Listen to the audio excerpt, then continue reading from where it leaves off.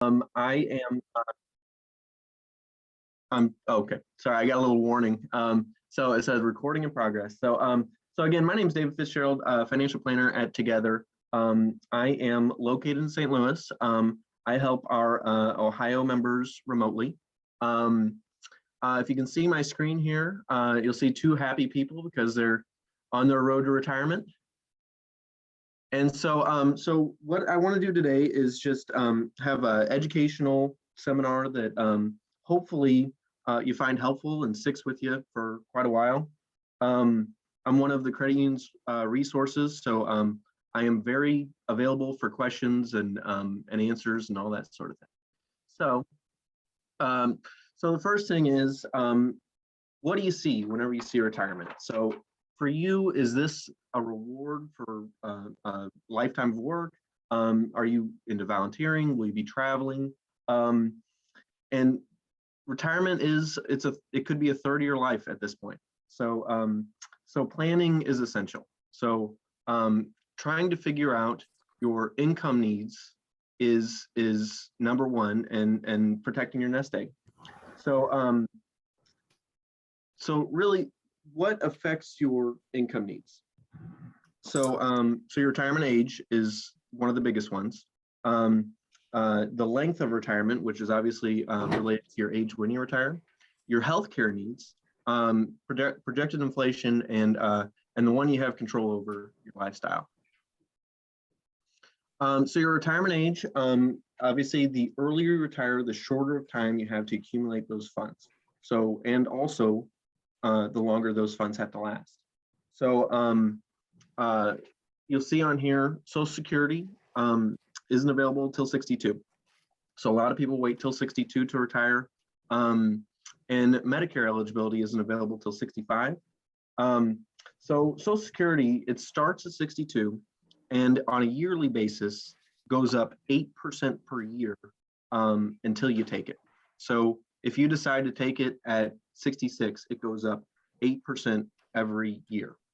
And then 70 is the last year you're allowed to take it. And like I said, Medicare starts at 65. If you plan to retire before Medicare is over, you'll need some sort of private insurance. So whether it be a spouse, whether it be COBRA, whether it be something you found on the ACA marketplace, private plan would be necessary.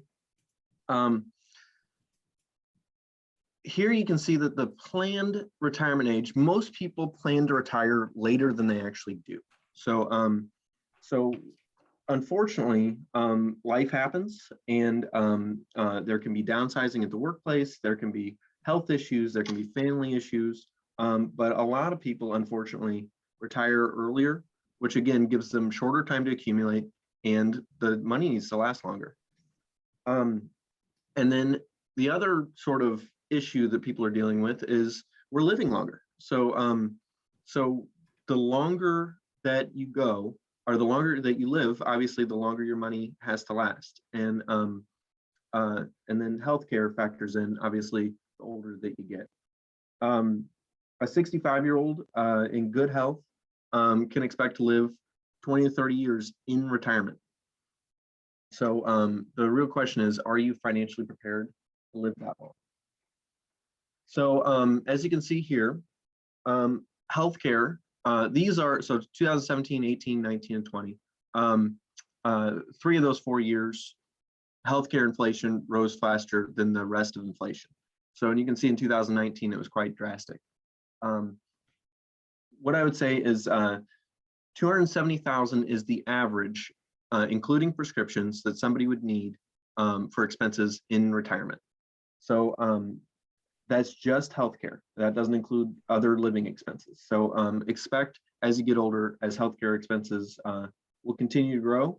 And obviously, as long as healthcare gets better and better, the longer we live, the more that will increase. The other thing that you'll have to worry about is inflation. So inflation, this is at 3% over 20 years. You can see that typical things nearly double in cost. So so if you're paying $4 today, in 20 years it could cost $7.22 for milk.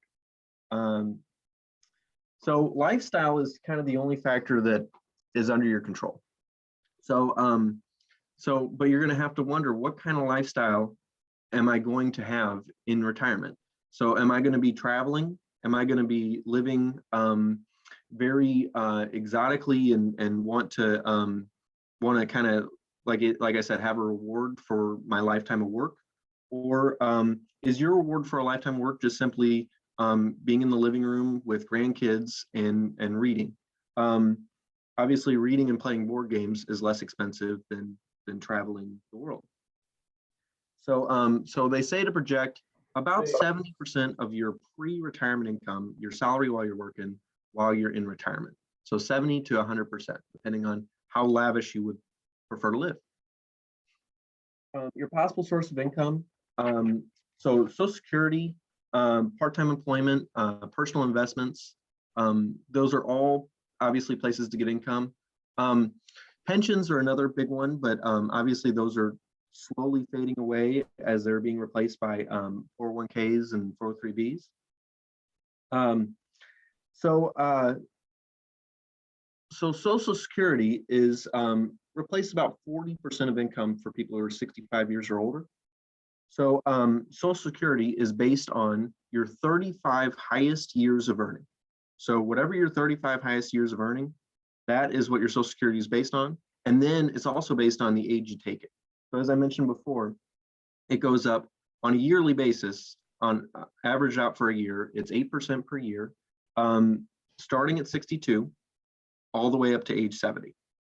And there's some tax implications too for taking it earlier versus later. We won't get into that, but the full retirement age, when you expect to receive what you put in, would be 66 or 67, depending on the month you were born.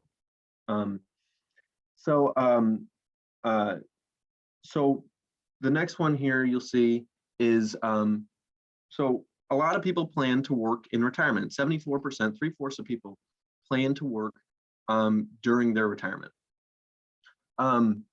What actually happens is only about 27% actually do work, it turns out. And 48% actually stopped working earlier than they expected to. So this is again due to health issues, family crises. So there's a multitude of reasons for this, but again, you may not be able to work part-time as much as you want. So the best thing to do in order to prepare for retirement is just start getting after it early. So the earlier you can start saving for retirement, the more prepared you will be in case you can't work, or in case Social Security doesn't pay what you think it should, or whatever the thing may be at that time. So your personal savings and investments could be your work-based retirement plans, so your 401k, 403bs, your own personal IRAs or annuities, and then taxable investments such as stocks, bonds, mutual funds, etc. So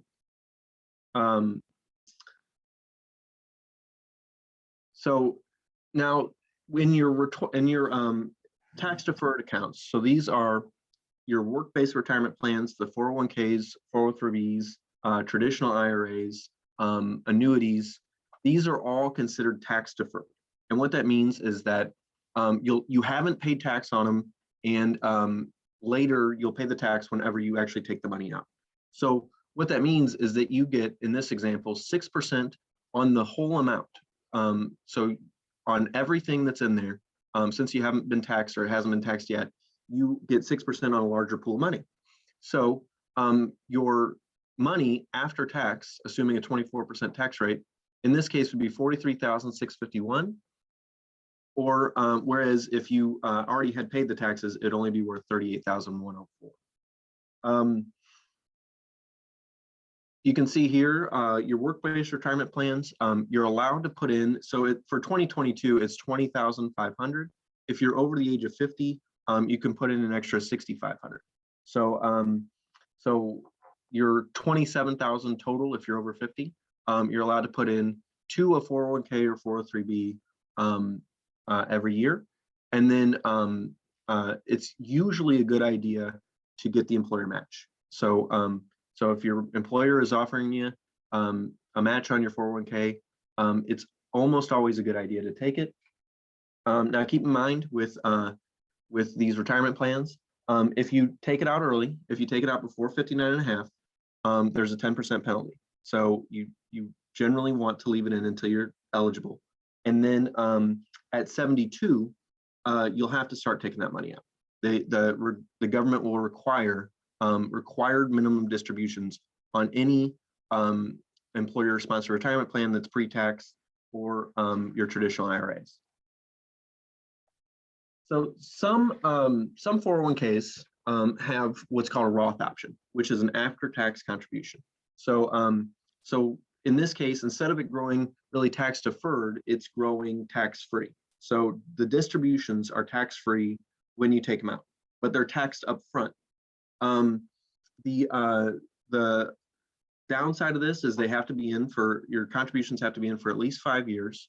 And again, you have to wait till 59 and a half to receive them. But if your money is in Roth, the distributions, the qualified distributions are non-taxable. Non-qualified, so early distributions, would be taxable.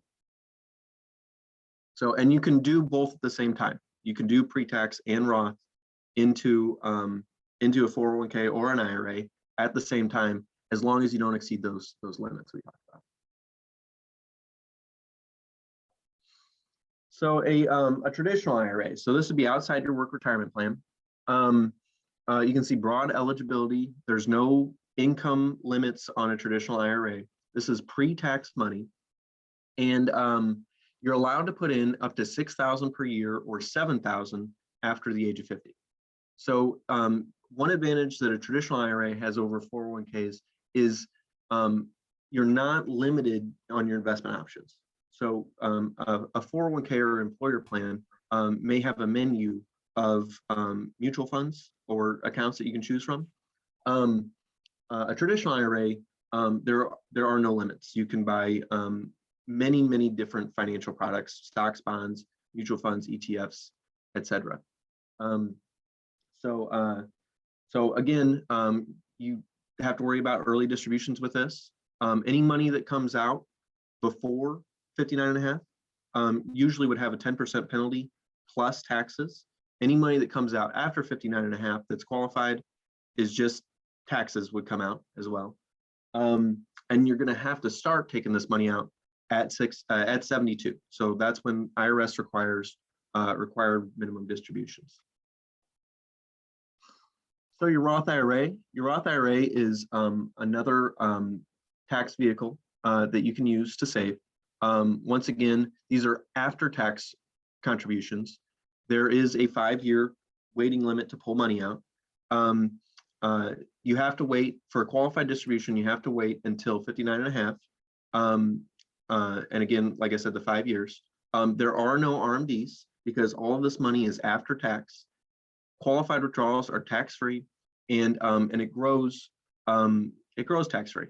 So there are income eligibility phase-outs. So if you make over a specific amount, then you can't contribute to a Roth IRA. So I don't know them offhand, but there are income eligibility. If you make too much money, you can't put into a Roth IRA.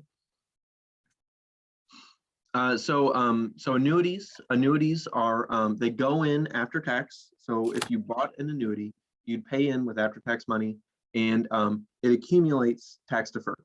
So you wouldn't pay taxes on it until you took the money out. You don't have to do any sort of RMD, and there are no sorts of contribution limits. So you can put in as much money as you want, and it will grow tax deferred, but whenever you do pull it out, that money will be taxed at ordinary income tax rates. So now these are the different types of annuities. So this is really interesting because the traditional definition of an annuity is effectively it's a contract that you pay in a lump sum of money, and then it pays you periodic payments for a certain amount of time. There's more types of annuities now. A fixed annuity is a set rate. So, so you have a set rate of interest declared by the annuity company that that is guaranteed by the insurance company. It's not guaranteed by the FDIC or NCUA or any other government agency, but it's guaranteed by the annuity company at a set rate, and it's not affected by the market. A variable annuity is more aggressive than a fixed annuity. It is divided into sub-accounts that are similar to mutual funds, and it fluctuates with the market. So, so the other thing with a variable annuity, I would be very clear on fees whenever you enter into a variable annuity, fees and surrender periods. So fees, there could be what's called a mortality and expense ratio. There could be account fees, expense ratios, rider fees. So whenever you buy a variable annuity, you want to make sure you 100% understand the fees and the risks. And then index annuities are tied to an index. So what that means is it's sort of in between a fixed and a variable. What an index annuity does is, let's say it's tied to the S&P 500. It would have a cap, an amount of money that you can make, and a floor. So the most you're allowed to lose. So so if the market does really well, it would hit the cap, and that's the amount of money you get. If it did okay and it was in between the cap and the floor, you would get that amount of money. If it lost, you would stop at the floor. So it's really a contract on an index, if that makes sense. So, and I can answer more questions about those if anybody does have those questions. But all of these are contingent on the financial strength of that annuity company. So, so this is mutual funds and ETFs. So mutual funds and ETFs are made up of stocks and bonds. So a stock is ownership in a company. A bond is effectively you're loaning your money to a company. And cash alternatives would really be money markets that are usually invested in T-bills, in government securities. So mutual funds and ETFs effectively are bundles of these stocks and bonds. So there could be dozens or hundreds of stocks and bonds or money markets within the mutual fund. They can be very conservative or very aggressive and everything in between. And here you get diversification immediately along with portfolio managers. ETFs can be traded throughout the day, and they're generally more passively managed. So the manager isn't as actively trading as they would be generally in a mutual fund. So so calculating your goal. So so again, most people, 48% have tried to calculate how much they would need to have a comfortable retirement. And then 44 have tried to estimate how much income they need. I really think that I would highly encourage you to kind of put pen to paper and or sit down with a investment professional and go over it. So developing a investment strategy. So the three fundamental strategies it says right here, diversification, asset allocation, and dollar cost averaging. So diversification is effectively limiting your exposure to one sector of the market or one asset type. So so if you diversify, you're effectively you're taking out a certain level of risk. You're taking out what's called unsystemic risk, and limiting how much you're affected by one asset class. So gains in one area can help supplant losses in another area. Like I said, different investments can respond to different market conditions in different ways. So asset allocation is really strategically, so sorry, just to get back to diversification here. So this is two different scenarios. So this one person has everything in a single investment, making them 6% per year. So this person over here has several different strategies. So they have an aggressive area here, a moderately aggressive area here, a moderate area here, and then you can see they lost 40,000. They also had 40,000 in effectively what seems to be emergency funds. So what I would say in this scenario is when I look at this, I think of timelines. So most people have multiple timelines on when they are going to spend their money. So so you want to be strategic in how you place each of your money, as opposed to this, where this person just made 6% per year, and there might not be much thought in how they got there. So again, so systematic approach to diversification, that is what asset allocation is. So it's identifying your multiple timelines, identifying your goals, and identifying your risk tolerance to give you the highest potential return for a given amount of risk. So if you decide on an amount of risk, you want to get the highest possible return. So again, so you want to identify your investment goals and how important each one of them are to you. You want to identify your different time frames and your own personal emotional risk tolerance. So this is an example of conservative risk tolerance. So this is based on 20 years. So if a conservative client was in this for a 20-year time horizon, their worst year in this scenario from 2001 to 2020, they would have lost 11.96, almost 12% in 1 year. That's their worst year, and then made 19% in their best year. But the average year would be about 6%.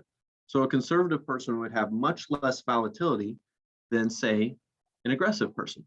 So an aggressive person would have a higher annual over this 20 years, would have a higher annual return at 7%. Their worst year would be 27%. Their best year would be 27%. I do also want to highlight that in 2001, this was right during the dot-com bubble. So 2001 and 2002 and 2000 were all down years for the S&P 500. So how much risk can you stand? What I would say on this is I would go online and I'd find a risk tolerance tool and just kind of take it and measure, how risky do I feel? How risky am I? Especially just emotionally, how much can I take? And then I would also encourage you to play with a compound interest calculator. So there's one on investor.gov, and you can get on there and type in your timelines, your expected returns, and just to see how much compound interest would affect you. So again, you can see here, this is 1996 to 2020. 9.56% return on stocks is the average, but you can see they're much more volatile than corporate bonds and T-bills. So this orange line is government bonds, T-bills. They average about 2%. Corporate bonds average about 6%, but you can see more volatile than T-bills, less volatile than stocks. So experts generally say that you don't want to invest in stocks with money that you'll touch before 5 to 10 years.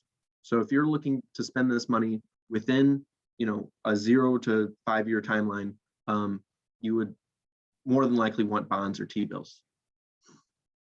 So dollar cost averaging. So this is buying a set amount of money at regular intervals. So so if you want to buy into a mutual fund for $100 per month, what happens is that you will be catching dips in the market, and over time, without even trying, without timing or anything like that, you'll be catching dips in the market and buying more shares as a result. So so if you dollar cost average, which I do personally do, you can see the average price per share in this example is $5.20, but since this person bought in these regular increments, the actual average price for him for the cost per share was 4.65. So so lastly, it talks about protecting your nest egg. So protecting your nest egg really comes in three different things, three different ways. So the most important thing you can do is get going early and let compound interest work for you. Rebalancing on a regular basis is another great thing to do. So if you rebalance, some assets outperform other assets. So like in our previous example, stocks were outperforming bonds. Over time, your portfolio is going to get unbalanced. It's going to get different than you intended it. So about once a year is suggested that you want to at least rebalance about around once a year, and make sure that your portfolio is still going the rate that you want it to. And then preparing for the unexpected, we'll talk more about that, but that is that's insurance, estate planning, a proper emergency fund, etc.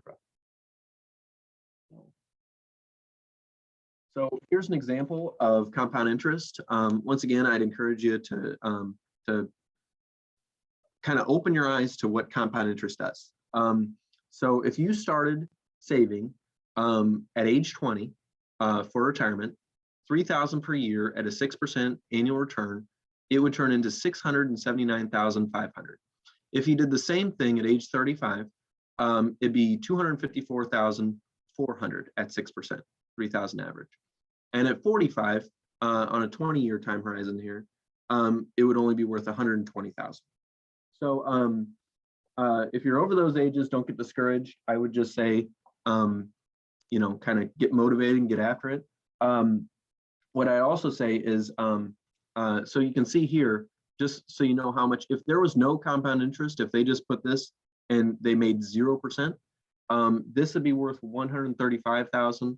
This would be worth $90,000, and this would be worth $60,000 if they just put $3,000 in per year and didn't make any interest. So, compound interest is very important in my opinion. So again, rebalancing on a regular basis. You want to make sure that you're doing this so your portfolio doesn't get off the rails. So preparing for the unexpected. So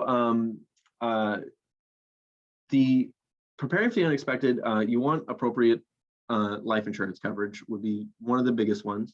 Life insurance coverage, disability income insurance, long-term care insurance, health insurance, getting a will and potentially a trust in place, preparing your POAs, designating beneficiaries. These are all things that people need to think about. The earlier the better. So you definitely want to have that on your mind. So life insurance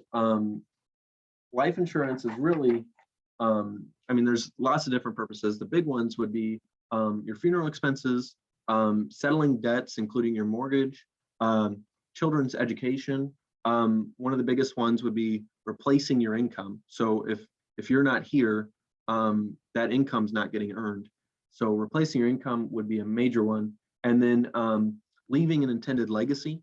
So if you were like, I have my dog. It's just me and my dog. So, if I'm not here, I would like to leave my family a legacy. And then, and if you own a business, you want to protect your business too. So having a buy-sell agreement, life insurance is good for that. Long-term care insurance is extremely important. Long-term care insurance, you can see here, 65-year-olds have a 70% chance of needing some form of long-term care during their lifetime. So the national median annual cost, and this depends on where you live, but the national median annual cost for a skilled nursing facility is $93,000. And Medicare and health insurance do not cover long-term care insurance in any meaningful way. There's several different types of long-term care policies. We can definitely talk more about that. And I would say long-term care, the industry as a whole has changed over the years. So you definitely want to get educated on long-term care. So I hope this kind of gives you a little confidence. I hope at least the presentation made some sense for you. And what I would say is doing it yourself, if you're confident, more power to you. Working with us, obviously, I'm in favor of that.